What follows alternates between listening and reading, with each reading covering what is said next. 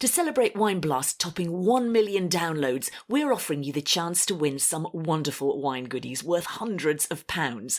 From a limited edition Coravin to a set of Jancis Robinson glasses, a grower champagne case from Ideal Wine, a book bundle from Académie du Vin Library, and VIP tickets to the Decanter Fine Wine Encounter. All you have to do is tell us which is your favourite Wine Blast episode and why, or suggest a topic you love us to cover. Send us in a voice or video message, maximum 60 seconds by the 31st of January 2026 to be in with a chance of winning. See the links in our show notes for more details. Good luck!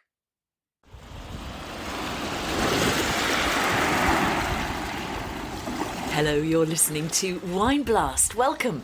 This is the second part of our mini-series on the intriguing McLaren Vale wine region in South Australia. And to judge by the soundscape, we've headed to the beach. I figured we could all do with a bit of a break. An escape from the hurly-burly of life. So yes, in the spirit of doing something completely different, I am officially transporting us all to Port Willunga Beach in McLaren Vale, looking out over the sea, Gulf St Vincent. It's quite a dramatic scene today because it's not wall-to-wall sunshine, it's a brooding, bruised skyline. There is a thunderstorm rolling in. You might just catch the odd bass rumble of thunder. I can see lightning forking down into the sea in the distance. And as I turn around, you can see this beautiful white sand beach stretching away into the distance. And then behind that, you have these quite dramatic, sandy-coloured cliffs rising out of the beach. Someone said to me here, we come to the beach in McLaren Vale to keep ourselves sane. And I understand at vintage time you can't move for winemakers coming down here to get away from it all. I can quite understand it because it's such a beautiful, serene place. Are you just setting yourself up to start a meditation app or something? It'll be whale music next, won't it? But no, it does actually sound a pretty beautiful place. It is. And this is, of course, the western limit of McLaren Vale, where that maritime influence is quite important in moderating the warm climate, as well as giving winemakers a bit of a playground. Yeah. Actually, there weren't too many people there when I visited because of the thunderstorm, which, of course, I did get caught in later, as we heard in part one of this mini-series. Do check that out if you haven't already. But you'll be glad to hear I did find time for one other absolutely vital piece of applied research while I was on site, as it were. So I'm at Port Willunga Beach in McLaren Vale, and the scenery is stunning, but what's also stunning is this meat pie. Proud Aussie tradition, meat pies. This one was a smoked pork brisket meat pie, and it's a showstopper. Everything you need in one savoury package. And suddenly I'm feeling very contented. And will you be featuring a regular pie appreciation segment in your new meditation app? Obs. Seriously, you and pies. Anyway, I'm not exactly sure where this is leading. No, fair enough. I suppose it's just making the general point that this is a very special, beautiful place where you not only live well, but you also eat well. I ate probably a bit too well in my case. Anyway, and of course you drink well. Which is what we're getting into in this mini-series. Why McLaren Vale is interesting and exciting for us wine lovers. Here's a taster of what's coming up. I love great Barolo. I love great Burgundy. I love great McLaren Vale Grenache. I see them as part of the same landscape. We're making wines that come from McLaren Vale, that taste like they come from McLaren Vale and can't come from anywhere else in the world. For me to make a great McLaren Vale Shiraz, it takes a lot of Burgundy. So yes, in this episode, we're going to be getting to grips with Grenache and Shiraz and all sorts of interesting things, even Saperavi and Sagrantino, to explore what makes McLaren Vale exciting.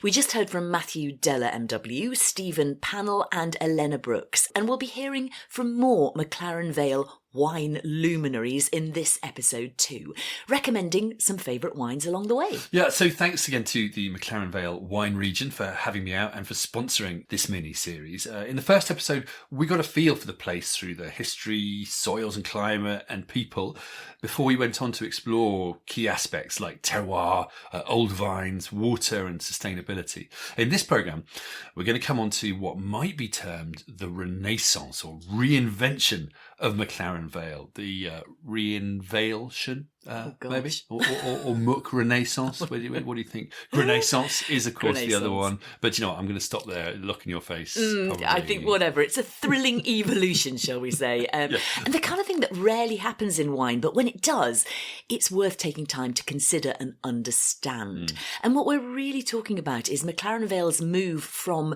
primarily making glossy, plush, fleshy reds to leveraging old vines, special sites and a new kind of wine vision to produce more elegant, complex, food-friendly, terroir-specific, fundamentally fine and distinctive red and white wines. Yeah, I mean, partly, but not wholly, based around Grenache and more alternative or eclectic grape varieties like Fiano or Nero d'Avola or Mencia and Sangiovese or Sanjo, as they call it in Australia, delightfully. Yeah. I love that, Sanjo.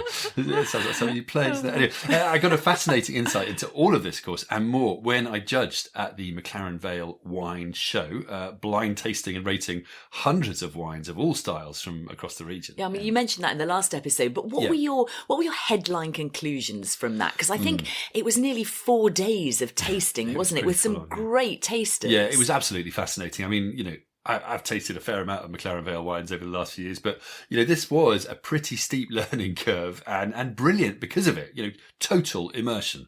Not physically, but, you know, metaphorically. Jumping in the wine glad vat. to hear. You know, from Fiano to fortifieds. And my brief takeaways, I suppose, let's start with Shiraz. Why don't we? It's the most widely planted grape variety in the Vale with 56% of plantings. And you do get a lot of very satisfying, fuller-bodied styles, which McLaren Vale can do really well. But, you know, I found quality, to be honest, to be a bit mixed. Sometimes the fruit was heavy and drying, just sort of lacking elegance and persistence. And the alcohol was sometimes quite marked in the wines. But I think maybe that's not so surprising given it's the biggest production. Yeah, maybe. And possibly it's a sort of historic style as well. And then, you know, Cabernet Sauvignon was, to be honest, you know, kind of a similar picture with some wines just a bit too heavy and lacking varietal character and refreshment value fundamentally. And that's obviously the second biggest production in the Vale with 18% of production being Cabernet. But, you know, then again, I tasted some absolutely kick-ass Cabernet and Shiraz too. You know, perhaps wines that took a leaf out of the New Wave Grenache book, you know, fundamentally more mid-weight, perfumed, savoury, refined, like the Bekkers ones I mentioned in the last episode. And I'll also throw producers like Ox Hardy, Ministry of Clouds, Peralian and Dandelion into that mix as well. Some truly joyous wines. So maybe a sign of sort of things to come then. Yes, I would hope so. Now, you've mentioned Grenache there, but before we come on to that, what about the more left field alternative varieties? Because that's really interesting. It's really interesting. And it certainly keeps you entertained when you're judging hundreds of wines, I have to say. I mean, in general terms, this search for less mainstream grape varieties that are suited to the local conditions, that need less water, that retain freshness and acidity despite the warm conditions, well, might loosely be termed, I guess, Mediterranean varieties. This makes total sense. And I think it's absolutely the right thing to do. I mean, I was really impressed by some of the, just thinking about sort of Fiano, Sangiovese, Mencia, Touriga, you know, Primitivo, Falanghina and Nero d'Avola that I tasted, with Grenache Blanc really standing out as a white variety with huge potential. So we're going to come back to this subject later on in the episode, but I agree it sounds like the right approach to take rather than just planting more Chardonnay or Merlot or whatever. And if you are going to experiment, it makes sense to spread the net wide and just get going because it takes time, doesn't it, to find out what really works. Exactly. But coming back to McLaren Vale Grenache, what was your take on that from the show judging? Yeah, loved it. Absolutely loved it. I mean, it was by the look on your clearly face. the standout grape variety in the whole show. You know, Grenache and let's not forget Grenache-based blends as well, which work really well. This, despite the fact that Grenache, and when I say Grenache, I sort of mean Grenache Noir, of course, the red grape variety. There's lots of variants of Grenache, but I'm talking about the red one here. It only accounts for 6% of plantings in McLaren Vale at 530 hectares. That's partly because of a government-sponsored vine pull in the 1980s, which saw over 300 hectares of Grenache pulled out, which is a crying shame. So why, though, was it so good? Yeah, okay. What makes it so exciting, specifically in this show context? Yeah, no, I've thought about this, and if I had to use one word to sum up the appeal of great McLaren Vale Grenache, I'm going to use the Oxford Dictionary Word of the Year from 2023, which is, of course, as everyone will know, rizz. Rizz, R-I-Z-Z. For those of you who don't know, this is a youth term. It's short for, I'm getting down with the kids here. It's short, it suits me so well, doesn't it? It's short for charisma, meaning style or charm or attractiveness. And it captures for me the sense of energy and zeitgeist that these wines have. You know, the best ones are relatively pale in colour, medium, not full-bodied. They have wonderful sort of leaping perfumes of red fruits, of blood orange, of Campari, of herbs like rosemary and thyme, and then this crunchy, grippy palate profile with insistent, often quite tacky tannins and a really spicy kind of energetic finish. Now, obviously, that will vary, won't it, from site to site and producer to producer. But this is quite a different style from what you might call the traditional South Australian Grenache, which is more rich, raisined, fleshy, heartwarming, and almost with a sweet edge. Yeah, well, I suppose a lot of historic Australian Grenache is probably fortified, Tawny Port style, so sweetness there. Yeah, but yeah, I mean, it's a fundamental gear change in Australian Grenache production. I think with much more of a mind to what you might, I guess, call an Italian paradigm, majoring on tannin and tension and savoury appeal rather than, as you say, sort of rich voluptuousness. And we'll get on to how and why this is. But just to finish on the show judging, I think it says it all that the top wine of the show was an old vine Grenache, the Thistledown Sands of Time Blewett Springs Grenache 2024. And then my international judges trophy, I was allowed a trophy of my own. That was really thrilling. I'm going to insist on that in everything I judge, and not my own trophy.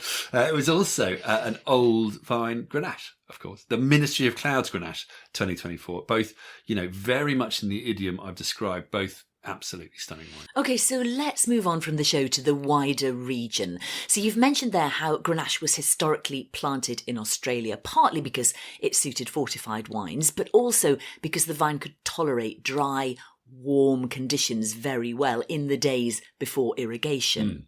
David Gleave, MW, is Canadian by origin but UK based, founder of distributor Liberty Wines and also now co-owner of Willunga 100. Now, Willunga 100 specialises in single-site McLaren Vale Grenache and caused quite a stir when it won the Prime Minister's trophy for the champion wine of the show at the National Wine Show in Canberra in July 2025. So you asked him about the grape and the place. Grenache was, even in the 1860s, someone called Ebenezer Ward was saying how well suited Grenache was to the area of McLaren Vale, South Australia. Of all the varieties, it's the one that has adapted the best to our climate here. So Grenache has been around a long time. It was, as you know, the most widely planted grape variety in Australia in the 1960s because it was used to make fortified wines. And most of the Australian industry at that time was based on port. Don't forget, Max Schubert, when he was experimenting with Grange back in the 50s, was told by the Penfolds board to stop mucking about with these table wines. They're never going to work. Fortunately, he ignored their command and went on to make an iconic wine. So I think as the fortified sector declined, so did Grenache's fortunes. And I think it's thanks to a few brave families that kept Grenache in the ground that we've got some old vines these days. And it's on that base of old vines that the sort of renaissance, if you like, of Grenache has taken place. Because Grenache does need old vines. Young fruit gives you this lovely tutti frutti character. I think, if we had started talking about this 25 years ago, and we said we're going to make single vineyard Grenaches from 3 vineyards that are really only, 6 to 8 minutes apart, because we want to show the difference between them. I think, we would have been laughed out of town. I don't think we would have presumed to think that at the time either. So I think what we want is a wine that's going to express the sense of place. And I think Grenache does that really well. This is something we've learned over the last 10 to 15 years. It's like Pinot Noir, like Nebbiolo, like Riesling. It does it, and it's so sensitive to sight. And I think, some people have always said about Grenache in Australia that it's warm climate Pinot. Well, I think it's closer to a variety like Nebbiolo with those lovely crunchy, grainy tannins. And the way those tannins interact with the acidity you get from Grenache. So that gives you liveliness on the palate. It gives you lovely, fresh raspberry sort of curranty fruit with those aromatic characters. And you just need to make sure somehow the blend of those three works the right way. So more Nebbiolo than Pinot. Yeah. I can see that in the wines, particularly in the tannins. Yeah. And it does tally with the Italian influence in the Vale that we mentioned in the last episode. Yeah.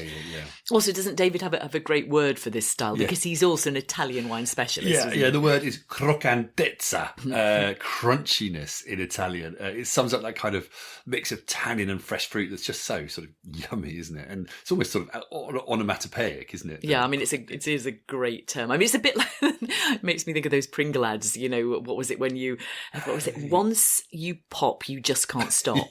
And those ads just featured sounds, they did, one of them biting into crisps. Anyway, good Grenache is way more wholesome than Pringles. I think we can probably say that. But we wanted to move on to another take on the history as well as the modern reality of McLaren Vale Grenache, didn't we? Yeah, so Ox Hardy comes from a long line of winemakers, but as David kind of touched on, back in the day, Grenache was seen more as a workhorse grape than a particularly noble variety, and Ox's dad, in particular, had it in for Grenache. Here's what Ox's dad told him.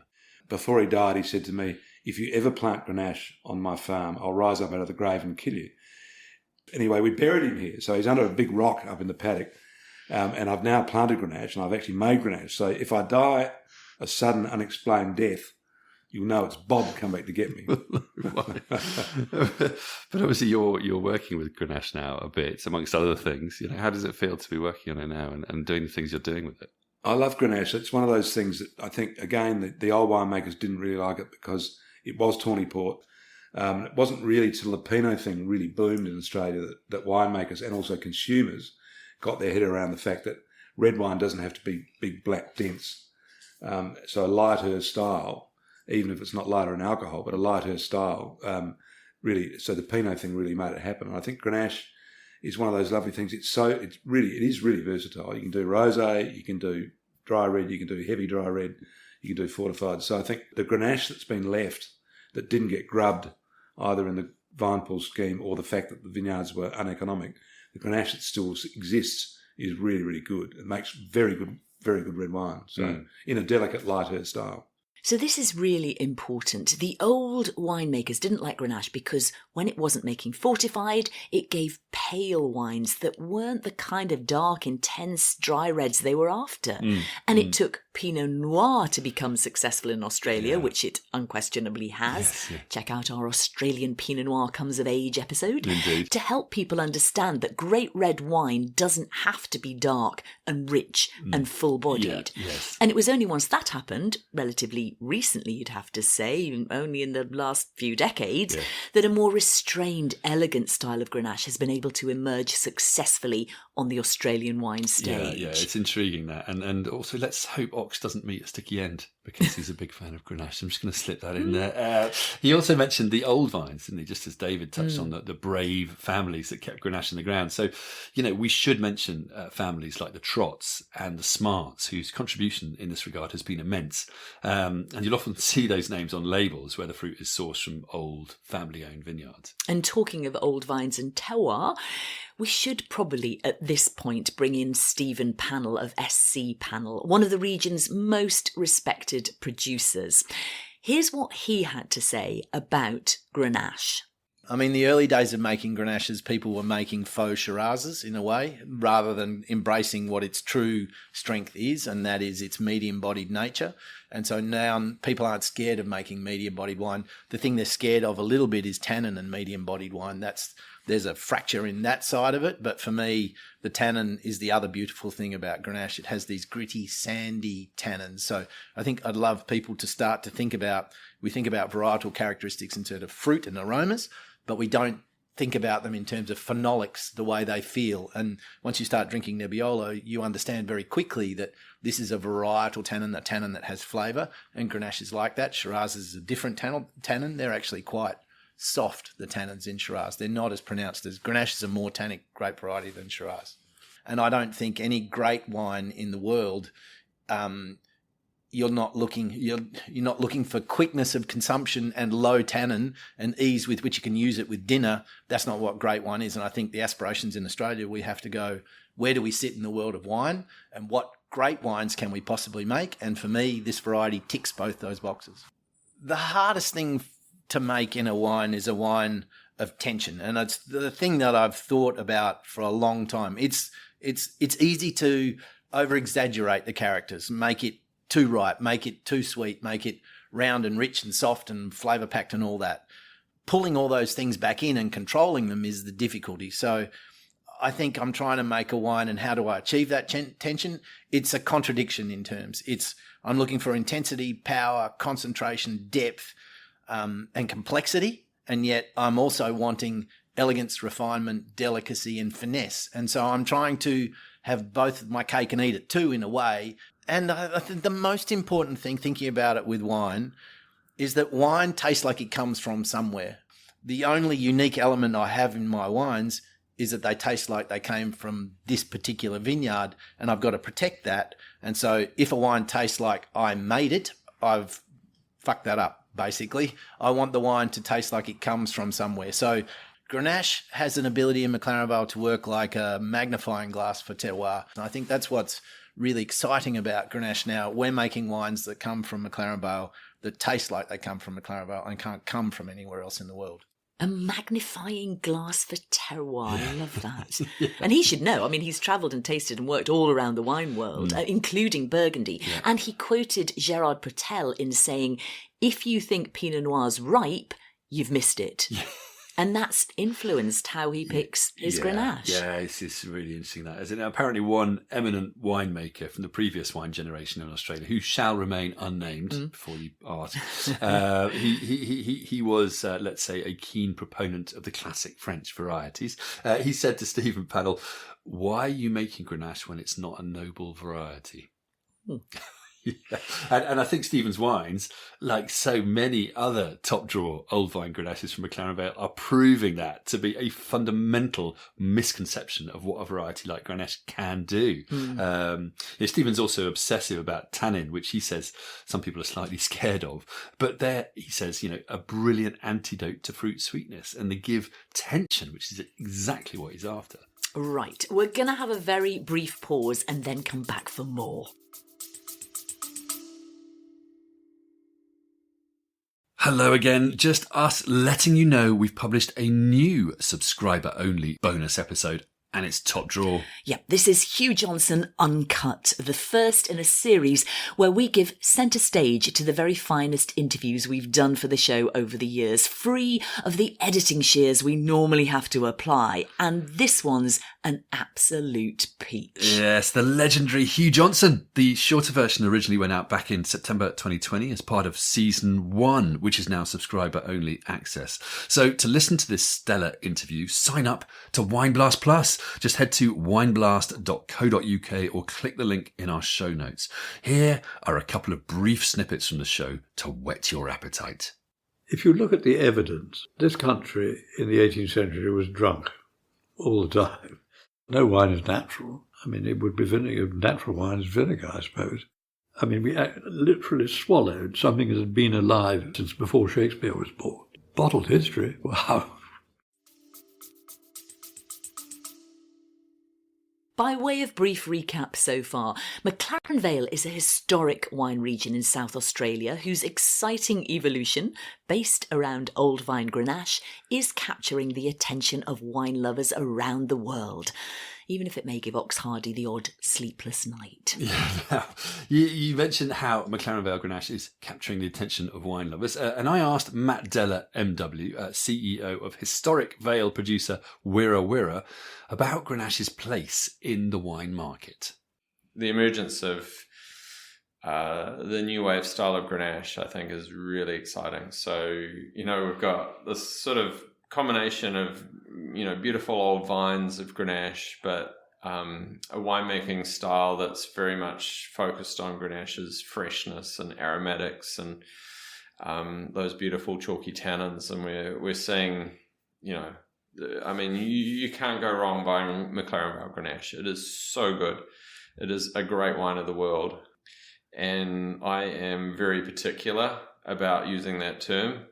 I love great Barolo, I love great Burgundy, I love great McLaren Vale Grenache. I see them as part of the same landscape. Now, you mentioned Grenache there. You talk about Barolo, and other great wines of the world, and you see McLaren Vale Grenache very much in that context. That's fighting talk. That's for someone like yourself, a master of wine who knows his world wine inside out. That's quite a bold claim, though.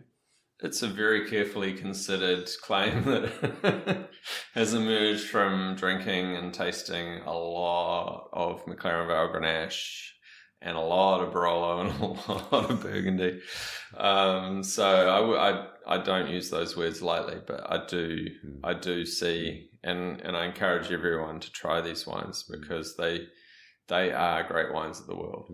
And just to push you again on that, well, what is it exactly about McLaren Vale Grenache that really means it deserves its place, in your view, right at the top table of wine? There's an incredible beauty aromatically and texturally to the wines. And if you think about why we love Barolo, why we love great Burgundy, it's the beauty of the aromatics and the beauty of the texture.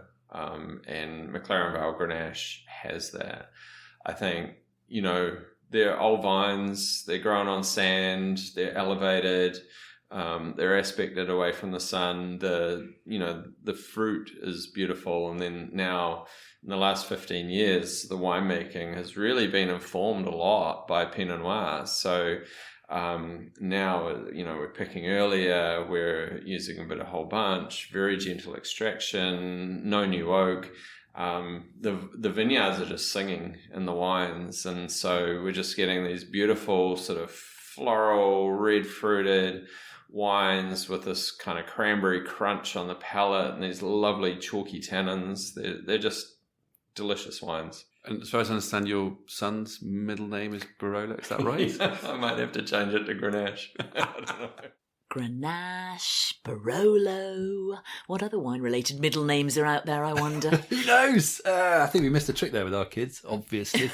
Next time. Anyway, now, someone else who's an expert on global Grenache, though whose middle name isn't Grenache, at least not yet, is Giles Cooke, MW, who's worked extensively in Spain. And Giles is also unapologetic about the place of old vine, McLaren Vale Grenache, in the global wine hierarchy. I think McLaren Vale old vine Grenache, and I will qualify it as old vine. You do need age on Grenache to make truly great wines, and you need them to be planted in the right place. But if you get all of those things right, McLaren Vale Grenache is world class. And I would put it up there with the very best Grenaches in the world. There's certainly no kind of bowing down at the altar of any other region as far as the best that we make. I think one of the remarkable things that Grenache does so well is that it elicits that sense of place, because it's transparent. It's a thin-skinned variety. When it's well looked after, it's when it's picked at the right time. It has this incredible ability to really give you insights into where it came from. What I'm looking for in any of the wines which is what I never found in the wines previously, is energy. And energy to me means it's about freshness. It's about liveliness. It's about that kind of the ability to convey power, but with real delicacy around it. And I think with the old vine Grenache from McLaren Vale, and particularly Blewett Springs and Clarendon, which is where we kind of really focus on, you've got real intensity. You've got all of these layers of flavour. And the flavours that you're finding, there's lots of red fruit, there's lots of red currant, pomegranate, warm spices. I love cooking, and I can't taste McLaren Vale Grenache without kind of thinking of Middle Eastern, North African styles of foods, because they're exotic, they're generous, there's nothing kind of out of place, there's kind of seamless, that ability to marry up spice, fruit, sweetness, but all in a very kind of savoury way. And then I think when you've got Grenache off sand as well, it conveys that through the finesse of the tannins, highly integrated tannins, very polished tannins, just beautifully elegant, balanced, floral, aromatic styles of wines that are quite beguiling because you can drink them quite young, and they appear sort of relatively kind of transparent and pretty, but then have real intensity and focus in a way that many varieties don't do. And I think when everybody kind of started making a modern style of Grenache, the easy thing to do was to talk about Pinot, and everybody talked about it as being poor man's Pinot. Well, it's far from that now because the fruit's pretty expensive. But that was about just trying to make it an attractive wine, an attractive medium weight wine. Whereas now I think everybody's kind of moved away from that. We talk about Grenache, but when you look at those kind of more savoury, floral, rose petal, dried citrus notes that you get with great Grenache, it doesn't have necessarily the same kind of tannin acid structure as Nebbiolo, but it has some of those characteristics that are so appealing to people that kind of find the beauty in Nebbiolo. But if you love food and you've previously been kind of slightly put off for some Australian wines because they seem to overpower it, you really need to have a look at McLaren Vale Grenache. Energy. That kind of picks up on lightning in the glass from the last episode, doesn't it? Yes, it does. And North African, Middle Eastern food. I totally see that comparison, those aromatic spices and vivid flavours. Yeah, I mean, no wonder Giles saw a huge opportunity to do something with old vine Grenache when he came to McLaren Vale. And, he's been something of a pioneer, including, how he makes his wines in concrete pyramids with stems. His team thought he was mad. He added these thoughts. I think it was largely forgotten about that the best adapted variety in Australia for its climate is Grenache. You walk into a Grenache vineyard that's got Shiraz planted alongside it after 3 days at 40 degrees. And the Shiraz has kind of given up the ghost. It's dropped all its basil leaves. It's really flagging. And the Grenache is upright, it's green, and it's kind of, bring it on. We love the sun. And that ability for Grenache to deal with hot weather through closing up the stoma on its leaves and controlling its respiration rates is one of the reasons why Grenache does so well around the world in these hot environments. And it's also why a lot of Grenache's siblings, like Grenache Blanc, Grenache Gris, I think have a great future in Australia because they're able to not only adapt to kind of the climate, but they're also able to adapt to the weather. Just one thought that's occurred to me talking about Giles and thinking about his Spanish connections.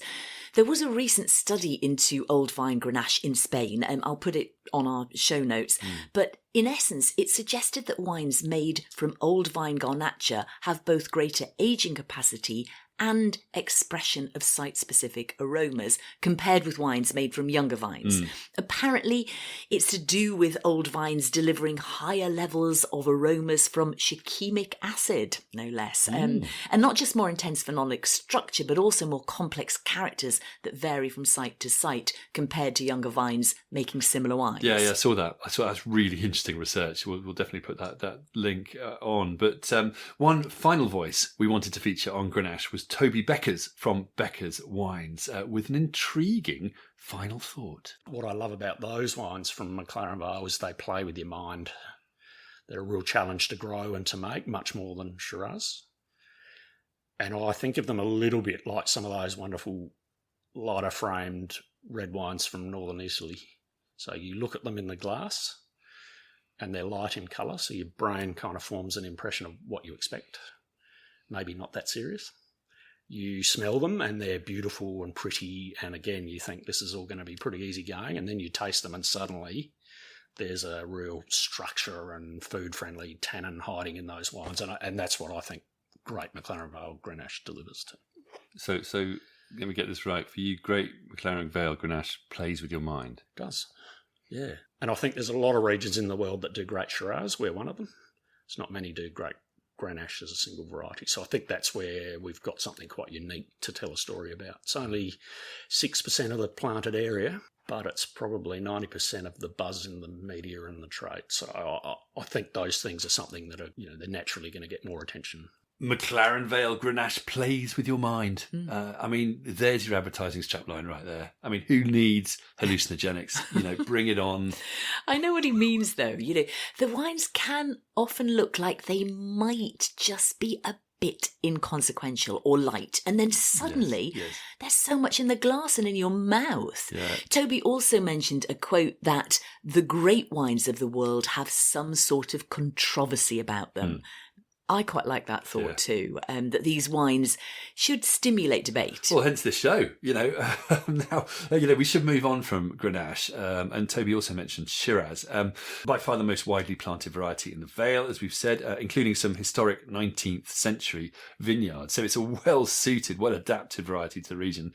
And as I've said, the better ones are now taking a leaf out of Grenache's book and delivering perfume and drinkability as much as power and ripeness. Darrenberg winemaker Chester Osborn is a fan. McLaren Vale Shiraz is a little different to some of the other regions in that there are a few people who are pushing the ripeness boundary and do make that bigger, thicker thing, but not many.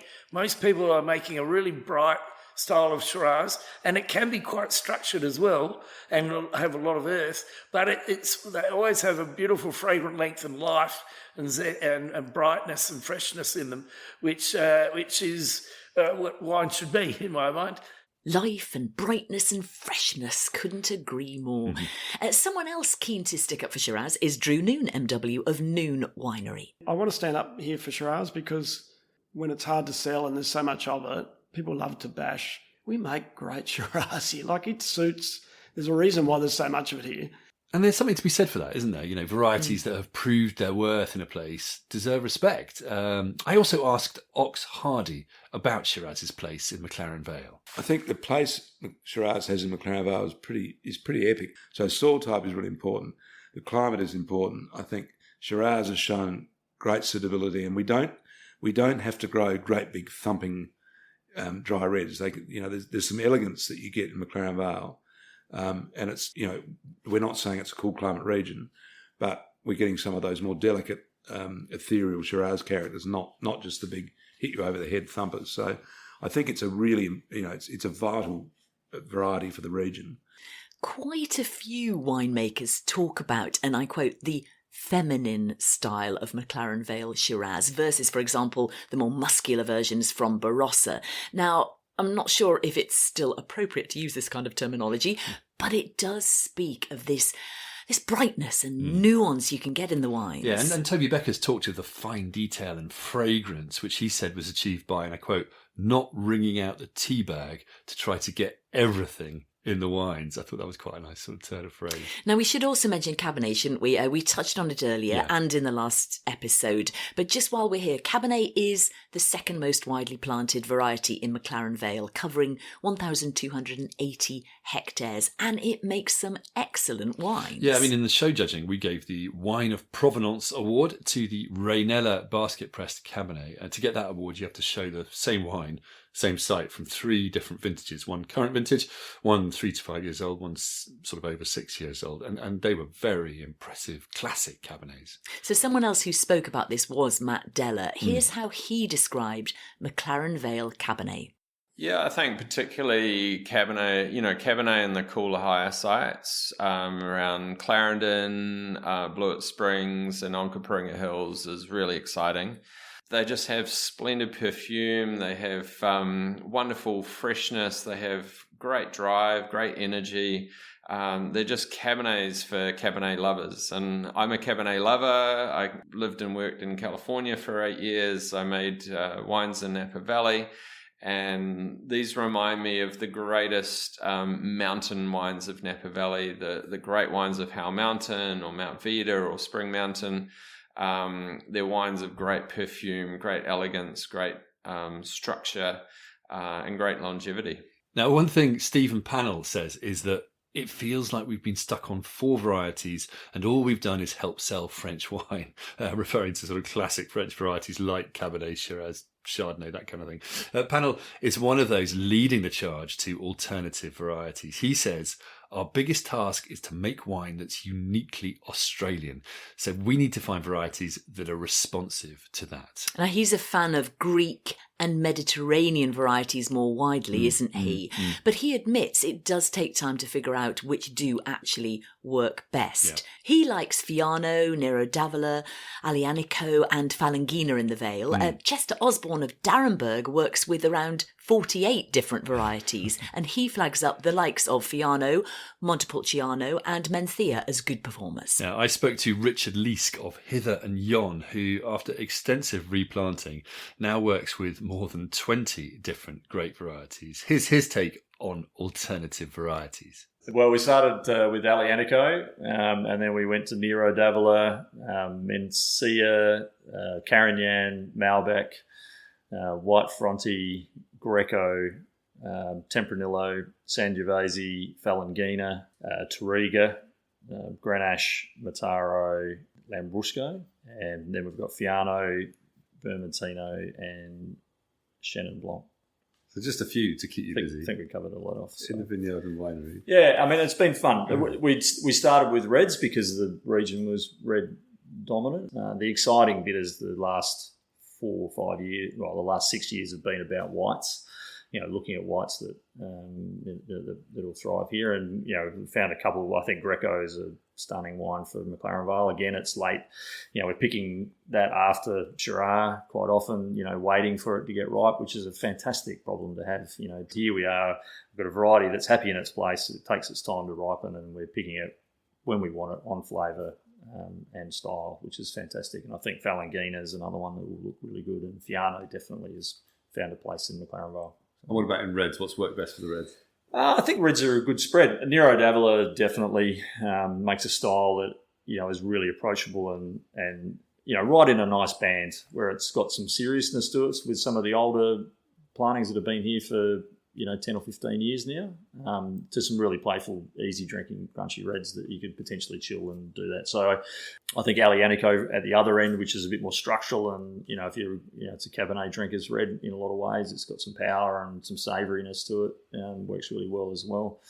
Mencia will be an interesting one. I think it's got some similarities to Grenache, and it's delicious on the vine. It's the best tasting grape variety I've ever had. And then sort of 20 odd varieties later, we've sort of got some chaos, but the premise around water use, efficiency, and the ability to get through hot weather close to harvest, where they don't go backwards and they don't jump in sugar. They retain natural acid, which is important in what we were trying to do with wines and the drinkability of wine down the track. All of those, they tick all of those boxes. So they're here for a number of reasons. And I think they just happen to now sit in a nice, easy drinking style that matches where we live. close to the ocean, Mediterranean, obviously, and sort of casual and laid back. They're wines of, significant effort, but they're fun and playful as well. And I think they've certainly found their feet here. So I think this sums things up quite nicely. They're not just suited viticulturally, they're also suited to the modern lifestyle. And some interesting names in there. Yeah, I mean, McLaren Vale has made a bit of a name for itself in Australia for going a bit left field on the grape variety front. Apparently, they had the first commercial plantings of Fiano and Sangiovese in Australia, the latter in 1985, which now covers 55 hectares in the region.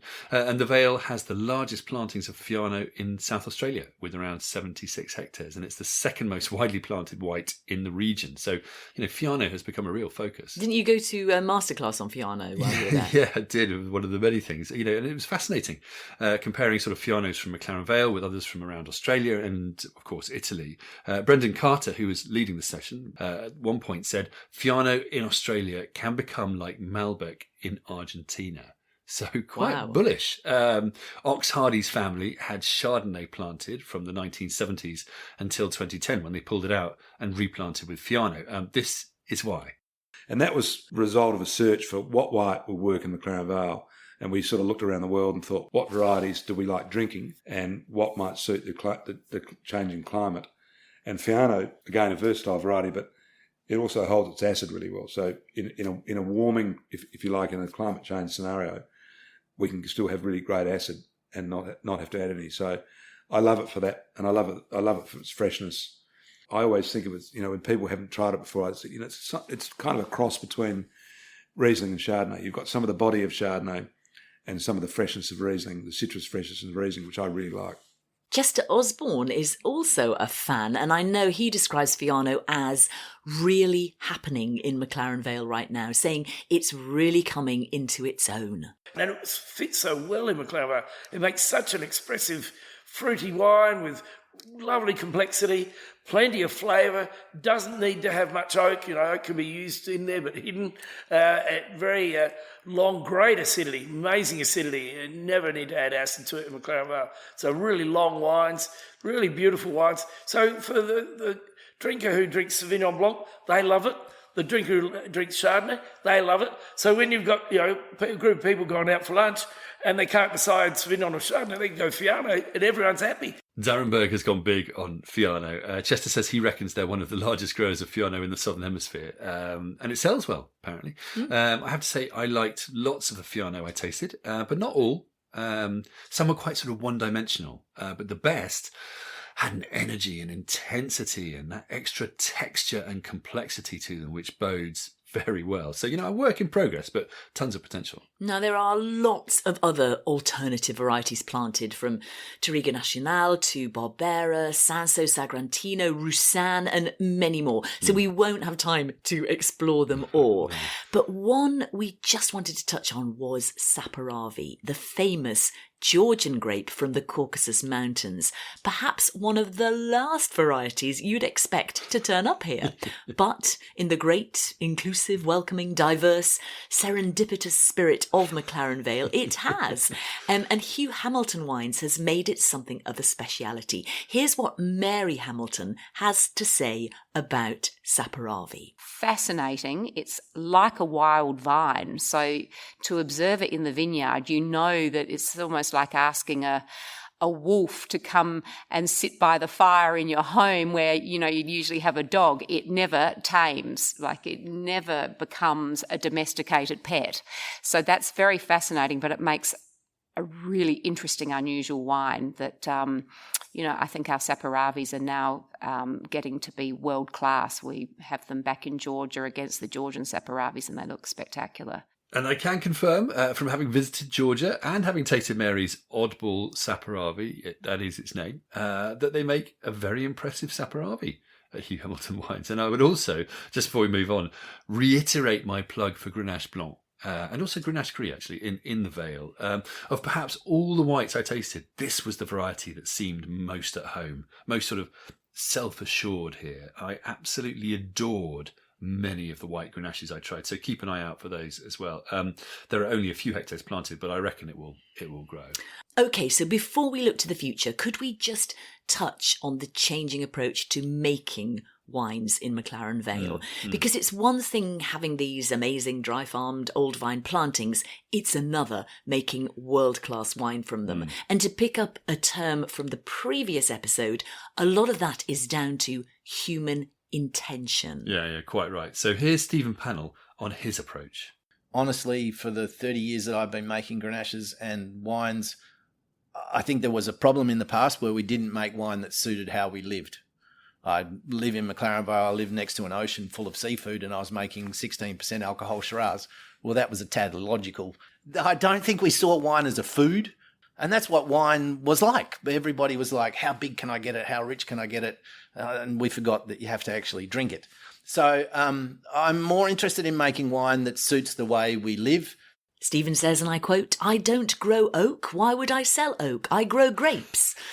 And here's Chester Osborn. So I've been obsessive about making wines that have are picked earlier, so they're not too fat and oily. And I hate that style that is quite thick and gloopy, and after 5 years it's turned into sump oil with real short palate, and it's just disgusting. And often filled up with toasted oak as well. It's like, it's not even wine. I don't know what it's called. It shouldn't be called wine.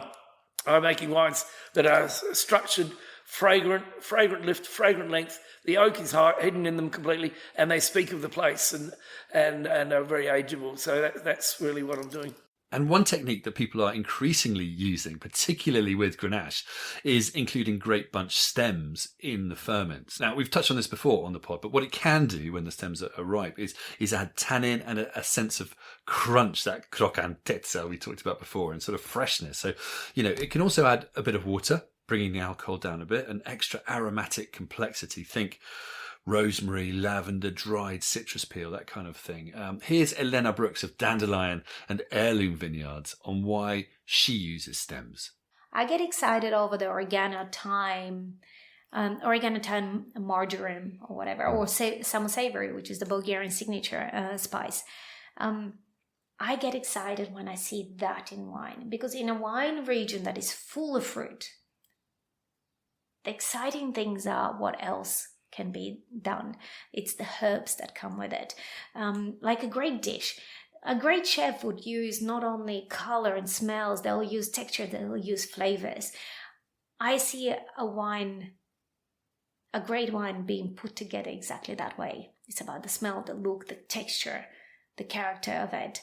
Stems would allow me the crunch almost into the wine, just like a chef might use pomegranate seeds to flavor a salad or a dish, or a Moroccan dish, lamb dish. They'll use pomegranates there. That's exactly what stems do for me. They'll bring in that exact tannin profile that pomegranates do in a wine. I think it's so important. It's part of the spice and the flavoring. McLaren Vale is easy because it's, as I said, it's warm region. It is one of the regions I think that can really benefit from the use properly. It adds almost a third dimension to it. Where did you get your inspiration for that? Yes. So as winemakers, we're really spoiled because we can tap into the tapestry of wine around the world. And we're very highly traveled winemakers, as I said. We work around the world. I've worked in Italy. I still work in Spain. We have a vineyard there too. We can truly understand because we can afford to drink the greatest wines of the world. With that knowledge, that inspires us to bring our wines and compare our wines to the great wines of the world. And the greatest wines of the world is what inspire me as a winemaker, and I really hope they do the same with my colleagues as well. But for me to make a great McLaren Vale Shiraz, it takes a lot of Burgundy. I drink a lot of Burgundy to make a great McLaren Vale Shiraz. right. And apparently that Burgundy includes the likes of Domaine Dujac, who are also notable advocates of using stems in their winemaking. Sounds like a delicious process. Yeah, not bad wines, are they? Now, there's a lot we could get into on the innovative winemaking front, but this episode's already long, so I think we should move on to the subject of the future for McLaren Vale. I asked a couple of people for their thoughts on the Vale's future. First up, Matt Deller. The opportunity for McLaren Vale is with its Grenache globally. I do strongly believe that McLaren Vale Grenache is the great Australian red wine that we can bring to the world. And I think once there's a lot more awareness in the world of how good McLaren Vale Grenache is, I think that will bring a lot more attention to McLaren Vale. And here's Richard Leask. But in the last 25 to 30 years, the focus on producing high quality wines of place, I think, is a real focus for the region now, and that's taken a little while for it to understand what that looks like. So we've morphed into a really nice, medium, elegant style of winemaking that covers across reds and now some really interesting Mediterranean whites, I think, which will be quite strong in the future. Finally, Ox Hardy on McLaren Vale's future. I think it's really bright. I think notwithstanding the world problems, the market problems in the world and climate change, I think it's really bright. I think the market's meant we've had to focus and we've had to sharpen the pencils and say what works, what doesn't work. So I think I really do think that we'll shrink back to success, so that there'll be vineyards that are pulled out that make wine that does anybody really want it. And you can say this with every region in the world. Bordeaux's going through the same problem. California's going through the same problem. The world is information is so prevalent. People know whether they're in Shanghai or doesn't matter where they are in the world, they can get the information, and hopefully their curiosity's piqued and they say, well, let's buy that. So it should be fun. I think it's got a future. Just we have to be razor sharp on what that future is. There's no denying that this is a tough time for the wine industry globally. Yeah. People are drinking less, people have less disposable income, governments aren't helping. Yeah. Plus you have the spectre of climate change looming large in everyone's daily reality.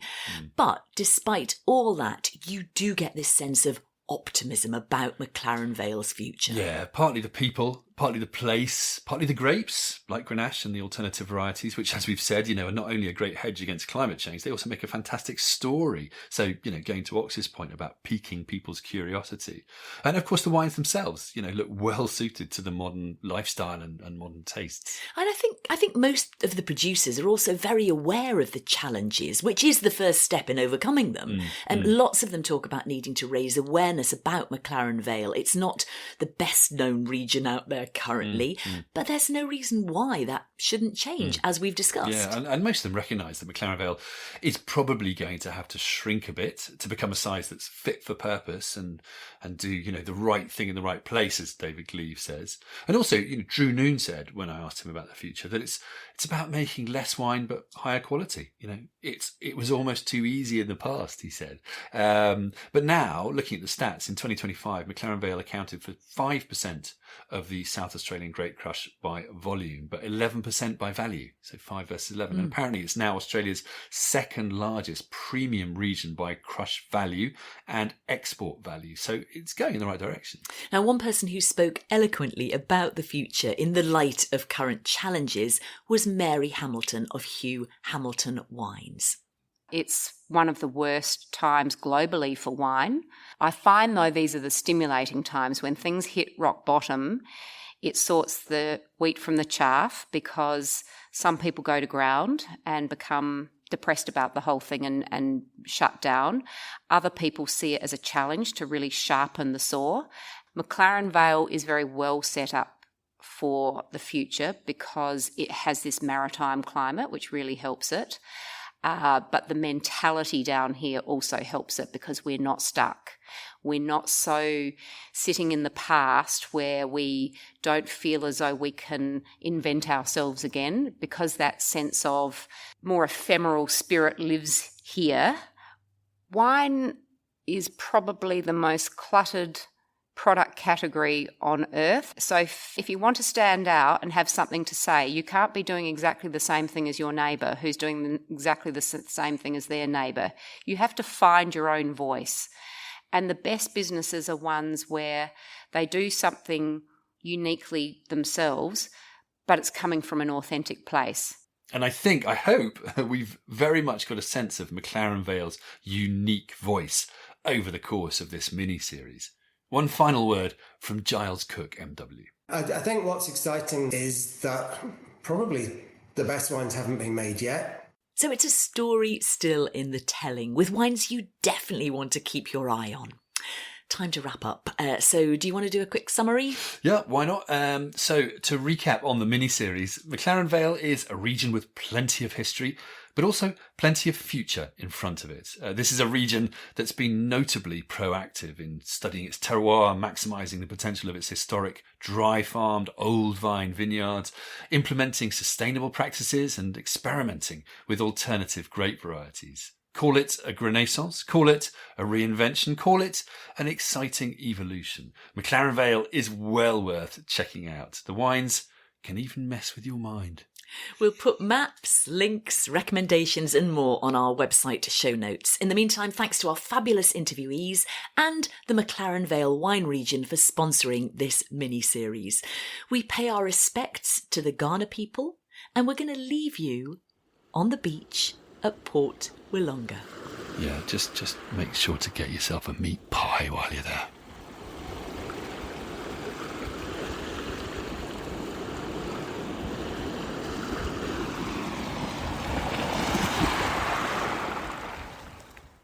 Thanks for tuning in to Wine Blast. Sign up to Wine Blast Plus to support the show, enjoy early access to all episodes, plus our full archive, benefit from discounts and giveaways, and enjoy exclusive subscriber-only content. Just visit wineblast.co.uk or click the link in the show notes.